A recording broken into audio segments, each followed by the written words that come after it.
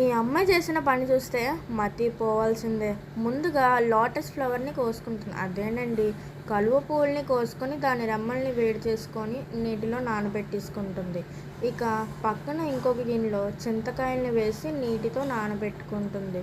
ఇంకా దాని తర్వాత ఏం చేస్తుందంటే అక్కడ కనిపించే పువ్వుల్ని కోసుకొని ఈ కంటైనర్‌లో వేసుకొని మీదన కళాయి పెట్టి ఆ నీళ్లు పోసి ఉడికిస్తుంది. ఇంకా దాని నుంచి వచ్చిన ద్రవ్యాన్ని ఒక చిన్న గిన్నెలో కలెక్ట్ చేసుకొని మీదనున్న నీళ్ళని వంపేసి ఆ గిన్నెలో కలెక్ట్ అయిన వాటర్ని మళ్ళీ అందులోనే పోసి సేమ్ ప్రాసెస్ థర్డ్ టైం కూడా రిపీట్ చేసేస్తారు. ఇంకా దాని తర్వాత లాస్ట్గా వచ్చేదాన్ని ఒక చిన్న కంటైనర్లోకి తీసుకుంటారు.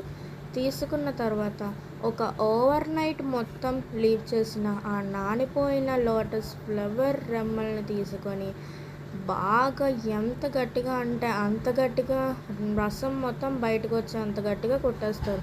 అయ్యో పాపం, అది చివరికి ఇరిగిపోయింది. ఇంకా బలం ఎంత ఉంటే అంతవరకు ఎంత రసం వచ్చినా ఆగేదేదని చెప్పేసి నీట్గా అయితే పిండేసుకుంటాం.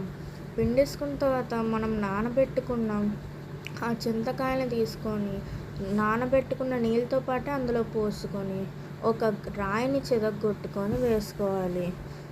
దాని తర్వాత దాన్ని నీట్గా జల్లెడలోని నుంచి వడకట్టేసుకోవాలి. ఆ వచ్చిన నీటిని మనం ఇందాల చిన్న కంటైనర్లో కలెక్ట్ చేసిన దాన్ని వేసి వాళ్ళ దగ్గర ఉండే సీక్రెట్ జెల్ని దానిలో అప్లై చేస్తే అంతే, మన కళ్ళ ముందే కొన్ని గంటల్లోనే న్యాచురల్గా ఇంటి వద్దే హోమ్లో తయారు చేసిన కాస్మెటిక్ ప్రోడక్ట్ అయితే రెడీ అయిపోయినట్టే. ఇంకా దాన్ని చిన్నవాళ్ళ నుంచి పెద్దవాళ్ళ వరకు స్కిన్కి అప్లై చేసుకొని తెగ మెరిసిపోతుంది.